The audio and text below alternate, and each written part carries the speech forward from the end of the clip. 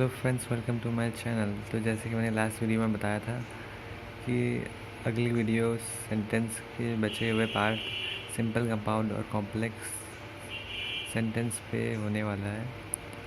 तो चलिए शुरू करते हैं वीडियो। तो पहला है simple sentence. A sentence which has only one finite verb in it is called a simple sentence. For example, an old man sat under a tree. तो सिंपल सेंटेंस वो सेंटेंस होता है जिसमें एक ही फिनाइट वर्ब पाए जाते हैं, वो होता है सिंपल सेंटेंस। उसे हम सिंपल सेंटेंस बोलते हैं। तो फिनाइट वर्ब क्या होता है? फिनाइट वर्ब वो वर्ब होता है जिसमें सब्जेक्ट के नंबर, पर्सन्स और टेंस के अनुसार बदलाव आते हैं, उसे हम फिनाइट वर्ब बोलते हैं। और इसके बारे में डिटेल में हम वर्ब वाले चैप्टर में जानेंगे। तो अभी के लिए फिनाइट वर्ब के बारे में इतना ही। तो सिंपल सेंटेंस जैसे कि नाम से ही है पता चल रहा है कि कुछ सिंपल होगा बहुत। तो इसमें बस एक ही फाइनाइट वर्ब पाया जाता है, एक ही काम पाया जाता है। एग्जाम्पल के लिए, an old man sat under tree. एक बूढ़ा आदमी पेड़ के नीचे बैठा। और उसके बारे में थोड़ा और बातें जानते हैं सिंपल सेंटेंस के बारे में। अ सेंटेंस में have a double subject. For example, an old man and a young child sat under a tree. तो इसमें दो सब्जेक्ट है, ओल्ड मैन और यंग चाइल्ड।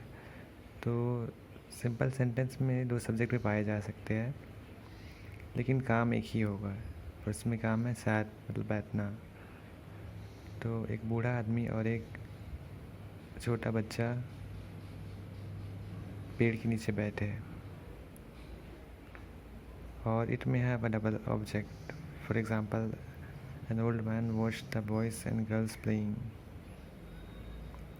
तो ऑब्जेक्ट क्या होता है? ऑब्जेक्ट दोस्तों, जिस इंसान या वस्तु पर काम किया जाता है उसे ऑब्जेक्ट बोलते हैं।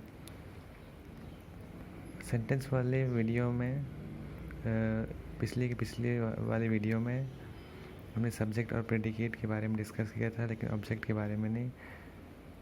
तो ऑब्जेक्ट दोस्तों वो पर्सन या वस्तु होता है जिस पर काम किया जाता है।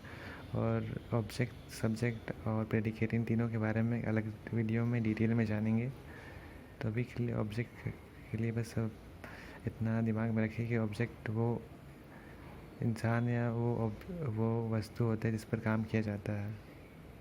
Example, an old man watch the boys and girls playing. एक बूढ़े आदमी ने लड़के और लड़कियों को खेलते हुए देखा। तो सिंपल सेंटेंस में बस इतना ही है कि एक सेंटेंस होता है, उसमें एक ही काम होना पाया जाता है, और उसमें दो सब्जेक्ट भी हो सकता है, दो ऑब्जेक्ट भी हो सकता है, लेकिन काम एक ही पाया जाएगा। उसे हम बोलते हैं सिंपल सेंटेंस। और दूसरा सेंटेंस है compound sentence. A sentence made up of two or more principal or main clauses is called a compound sentence. Sometimes it is also called a double sentence. The clauses of a compound sentence are called coordinate clauses. For example, the boy ran away and the old man was left alone. तो compound sentence दोस्तों वो sentence होता है जिसमें दो या दो से ज़्यादा प्रिंसिपल या मेन क्लॉजेस पाए जाते हैं, उसे हम कंपाउंड सेंटेंस बोलते हैं। तो सबसे पहले जानते हैं क्लॉजेस क्या होते हैं। तो क्लॉजेस वाक्य का वो पार्ट होता है जिसमें सब्जेक्ट और वर्ब, अगर किसी वाक्य में सब्जेक्ट और वर्ब ये दोनों चीज़ पाए जाए तो उसे क्लोज बोलते हैं। और एक और बात ध्यान में रखिए कि क्लोज सेंटेंस का बस एक पार्ट होता है। तो ये हो गया क्लोज के बारे में मीनिंग। तो प्रिंसिपल क्लोज और या मेन क्लोज क्या होता है इसके बारे में जानते हैं। तो प्रिंसिपल या मेन क्लोज वो क्लोज होता है जिस सेंटेंस में हमें प्रिंसिपल या मेन क्लोज वो क्लोज होता है जिसमें हमें जो बात बताई जा रही है वो पूरी तरीके से समझ में आए, पूरा सेंस क्रिएट करे, पूरा सेंस मेक करे, हमें पूरी तरीके से बात समझ में आए, उसे बोलते हैं प्रिंसिपल या मेन क्लोज। और ये क्लोज दूसरे किसी सेंटेंस या शब्द पर डिपेंड नहीं करता है, और कभी कभार इसे डबल सेंटेंस भी बोला जाता है. Sometimes it is also called a double sentence. The clauses of a compound sentence are called coordinate clauses. और कंपाउंड सेंटेंस के क्लोजेस को कोऑर्डिनेट क्लोजेस बोला जाता है. For example, the boy run away and the old man was left alone. लड़का भाग गया और बूढ़ा आदमी अकेला रह गया. तो इसमें दो अलग अलग सेंटेंस है. द बॉय रैन अवे, इसको हम एक अलग सेंटेंस लिख सकते हैं, और the old man was left alone इसको अलग सेंटेंस में. तो इसको एक साथ में लिखने की ज़रूरत नहीं है, अलग अलग भी लिखे जा सकते हैं. लेकिन अलग अलग लिखे जा सकने के बावजूद भी अगर एक में लिखे हैं तो इसे ही हम बोलते हैं कंपाउंड सेंटेंस.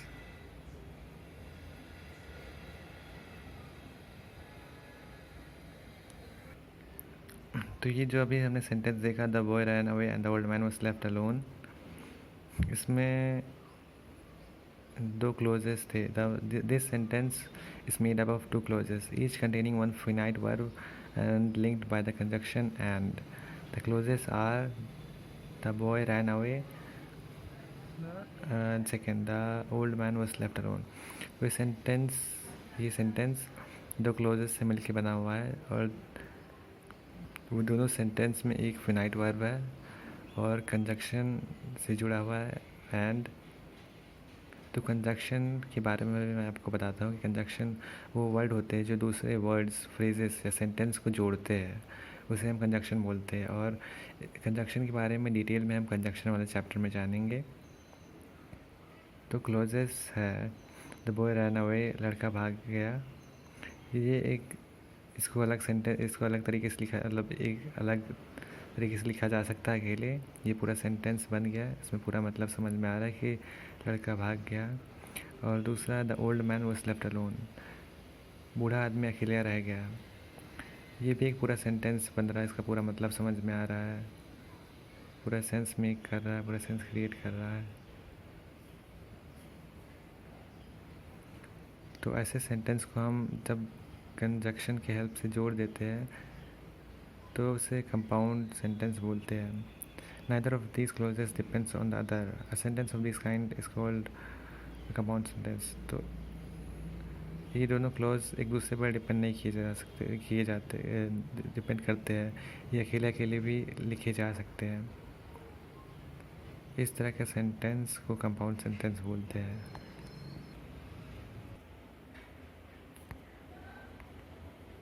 और अब आता है third, complex sentence. A sentence made up of a principal or main clause and one or more subordinate clauses is called a complex sentence.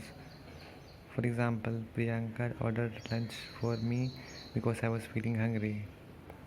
तो वो सेंटेंस जिसमें एक प्रिंसिपल या मेन क्लोज हो और एक या एक से ज़्यादा सबऑर्डिनेट क्लोज हो, वो कॉम्प्लेक्स सेंटेंस कहलाता है.